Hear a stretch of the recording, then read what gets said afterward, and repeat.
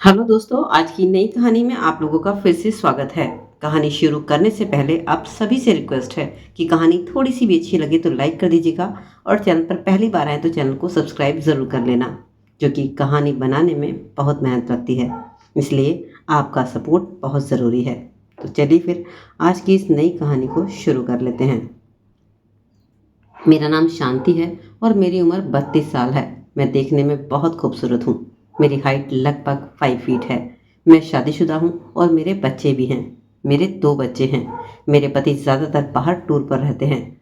हमारी शादीशुदा लाइफ बहुत अच्छी है और मेरे पति बड़े ही खुले दिमाग के इंसान हैं। मेरे पति के दोस्त हैं, उनका नाम रवि है। उनकी भी शादी है, कुल लगभग 4 साल हो गए थे। उनके भी 2 बच्चे हैं। बीबी भी है, वह भी बहुत खूबसूरत है। वह हमारी बिल्डिंग के सामने वाली बिल्डिंग में ही रहते हैं। हम लोग सब दिल्ली में रहते हैं और रवि मेरे पति के बहुत अच्छे दोस्त हैं। दोस्ती बहुत गहरी है। यह दोनों साथ में शॉपिंग करते हैं, बातें करते हैं और जब कभी भी इनके दोस्त रवि अपनी पत्नी के लिए कुछ भी खरीदते हैं तो वैसा ही मेरे पति भी मेरे लिए खरीद लेते हैं, जो कि रवि की जो चॉइस है बहुत अच्छी है। और रवि मेरे पति को मानते भी बहुत हैं। रवि एक जीप कंपनी में है और वह लोग काफ़ी मेहनत का काम करते हैं, जिसकी वजह से वे बहुत हेल्दी और हट्टे कट्टे हैं। लंबाई उनकी 6 फीट है। मैं उनके बराबर खड़ी होती हूँ तो बस मैं उनके कंधों तक ही आ पाती हूँ। जब भी मेरे पति काम से बाहर टूर पर जाते हैं तो वही मेरा ख्याल रखते हैं। रवि के घर वाले भी सब लोग मुझे अच्छी तरीके से जानते हैं। रवि की वाइफ से भी मेरी अच्छी दोस्ती है और वह भी मेरा बहुत ख्याल रखती है। कुल मिलाकर हम सब एक परिवार की तरह हैं। अपने पति के घर पर न होने की वजह से मैं कई बार बहुत बोर हो जाया करती थी। इस बार भी मेरे पति टूर से वापस आए तो मैंने कहा कि आप जब नहीं होते हो तो मैं बहुत ज़्यादा बोर हो जाती हूँ। तो उन्होंने अपने दोस्त रवि से कहा कि तुम शांति को ड्राइविंग सिखा दो, ताकि उसका दिल जब चाहे वह कहीं भी जाकर घूम सके। रवि ने कहा ठीक है, फिर कल से ही मैं भाभी को ड्राइविंग सिखा देता हूँ। उनके पास अपनी एक मारुति 800 कार थी। अगले दिन हम लोग आरटीओ जाकर ड्राइविंग लाइसेंस ले आए और फिर अगले दिन से ही शहर से दूर जाकर रवि ने मुझे ड्राइविंग सिखानी शुरू कर दी। पहली बार गाड़ी सीख रही थी, इसलिए मेरे पति भी मेरे साथ ही थे और मेरे बच्चे भी। वो लोग सब पार्क में बैठे रहे और कहा कि तुम जाओ और ड्राइविंग सीख लो। पहले दिन कार चलाना मुझे बड़ा ही अच्छा लगा। रवि भी दिल से मुझे कार ड्राइविंग सिखा रहे थे। हमारे बीच ऐसी कभी कोई बात ही नहीं थी जिसका कोई गलत मतलब निकाले। वह मुझे भाभी कहकर पुकारते थे, जबकि उम्र में वह मेरे पति से 2 साल बड़े थे। अब रोज़ हम लोग रात 10 बजे खाना खाने के बाद कार चलाने के लिए बाहर रोड पर निकल जाते थे।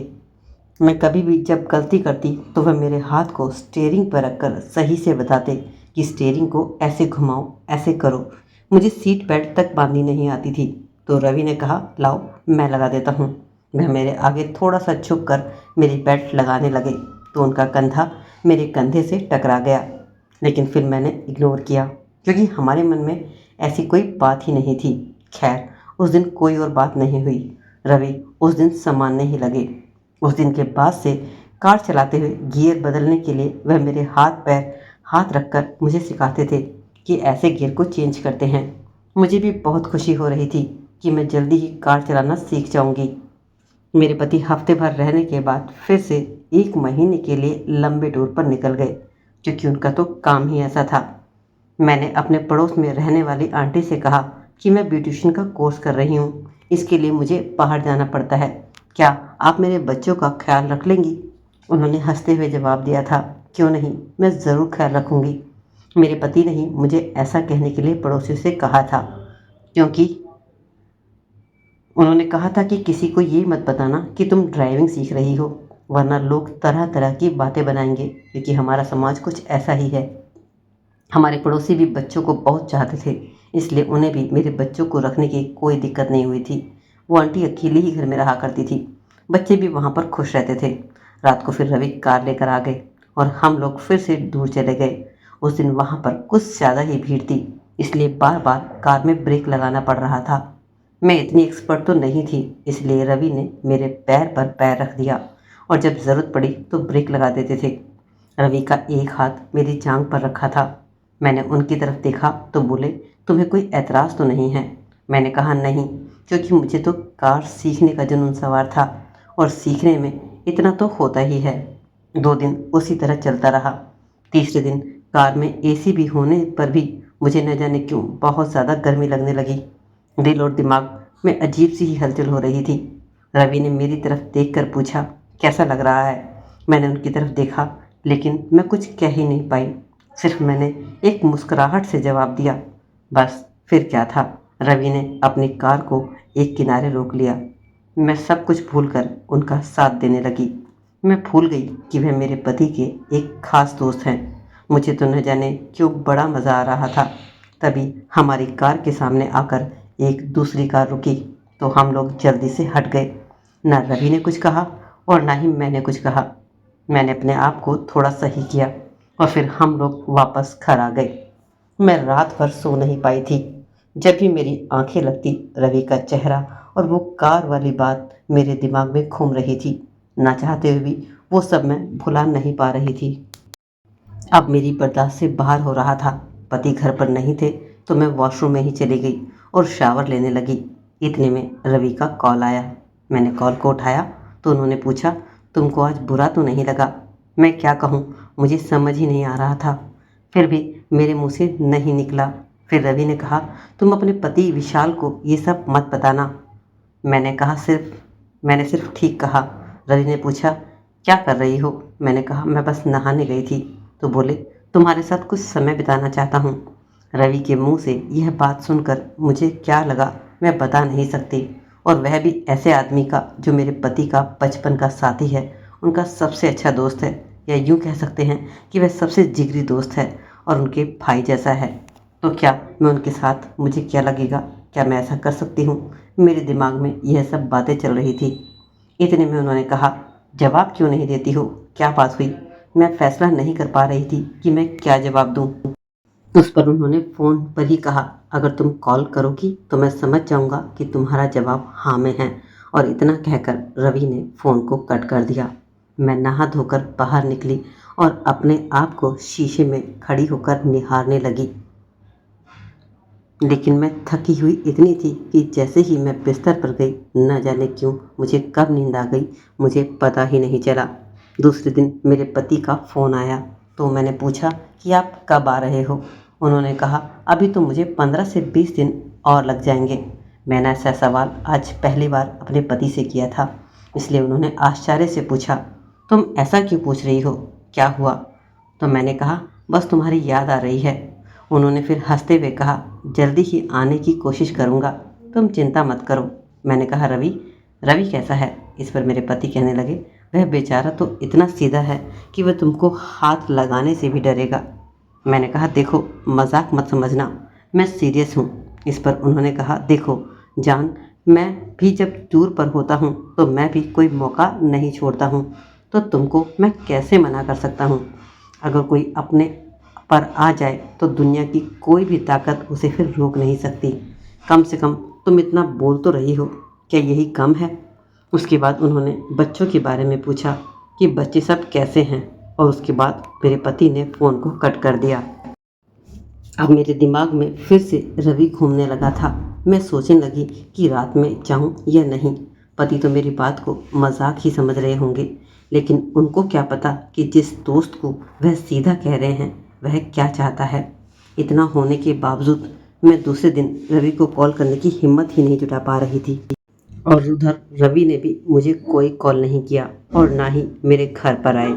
इसी बीच मेरे गांव से मुझे कॉल आया कि हमारी रिश्तेदारी में एक शादी है और मेरा वहां जाना ज़रूरी था। मुझे बोला गया कि तुम जल्द से जल्द शादी में आ जाओ। मैंने अपने पति से भी पूछा तो बोले, मैं तो नहीं आ सकूँगा। मैं रवि से कहता हूँ कि वह तुमको गांव छोड़कर आ जाएगा, तुम उसके साथ शादी में चली जाना। रवि को भी मेरे गांव में सब लोग जानते थे, क्योंकि मेरे पति के साथ कई बार वो हमारे गांव गए थे। दूसरे दिन उन्होंने टिकट करवाई और हम लोग गांव के लिए रवाना हो गए। पूरे सफ़र में उन्होंने कार वाली बात का कोई जिक्र ही नहीं किया और ना ही मैंने ही कुछ कहा। हम लोग अब गांव पहुंच चुके थे। वहां पर हम लोगों के घर बहुत बड़े हैं। रवि को पुराने घर में ठहरा दिया गया, जो हमारे नए घर के सामने है। वह मुझे गांव में छोड़ने के बाद वापस जाना चाहते थे, लेकिन हमारे घर वालों ने कहा कि आप अब आए हैं तो 10-15 दिन रुक जाओ, साथ में ही लेकर चले जाना। तो रवि इनकार ना कर सके। गांव में शादी की दावत कम से कम 10 दिन तो चलती ही है और दावत को पहले ही शुरू कर दिया जाता है, इसलिए घर के सभी लोग उस दावत में चले जाते थे। मैं दिन में शादी वाले घर में जाती और घर में तो कोई नहीं था, इसलिए रात को मैं वापस आ जाती थी। रवि भी सामने वाले घर में ही रहते थे। मैं चाहती थी कि वे मुझे खुद कहें, क्योंकि मैं कैसे कह सकती थी कि मैं क्या चाहती हूँ। इसी तरह 2-3 दिन बीत गए।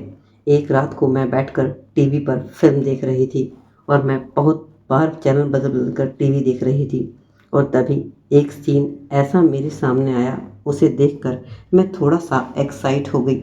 न जाने मुझे क्या हुआ, मैंने अपनी ड्रेस बदली और एक बहुत ही प्यारी ब्लैक कलर की नाइटी पहनी और सामने वाले घर में जिसमें रवि ठहरे हुए थे वहाँ पर चली गई। उनके कमरे पर जाकर मैंने दरवाज़ा खटखटाया। दरवाज़ा तो पहले से ही खुला हुआ था। रवि ने जैसे ही मुझे अचानक से देखा, जल्दी से अपनी कमर पर चादर लपेट ली और पूछा, तुम्हारा यहाँ कैसे आना हुआ? मैंने कहा, तुमको अगर किसी चीज़ की ज़रूरत तो नहीं है।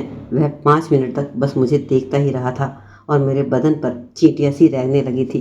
रवि ने कहा, जिस चीज़ की ज़रूरत है वह मैंने तुमको बता दी है। मैंने कोई जवाब ही नहीं दिया, चुपचाप सोफे पर जाकर बैठ गई। तब रवि भी अपनी चादर छोड़कर मेरी बगल में आकर बैठ गए। रवि ने कहा, अगर तुम्हारा जवाब हाँ में है तो मेरे हाथ पर अपना हाथ रख दो। मैंने भी शर्माते हुए अपना हाथ उनके हाथ पर रख दिया।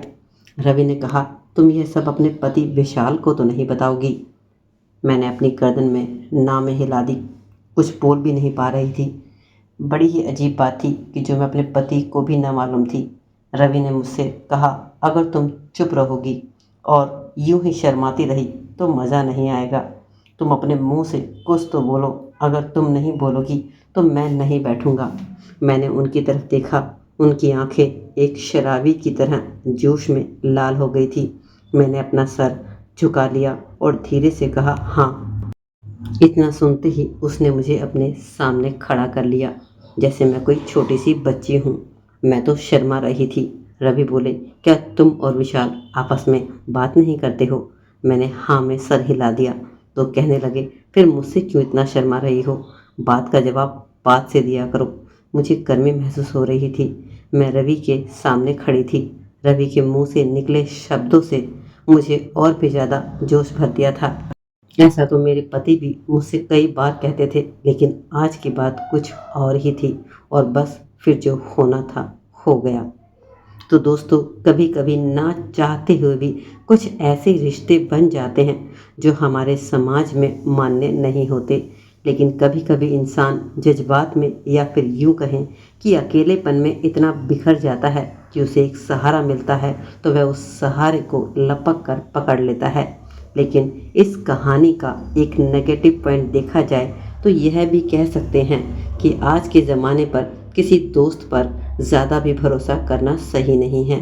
ज़रूरत से ज़्यादा दोस्ती, ज़रूरत से ज़्यादा प्यार या कोई भी चीज़ लिमिट से बाहर अच्छी नहीं होती।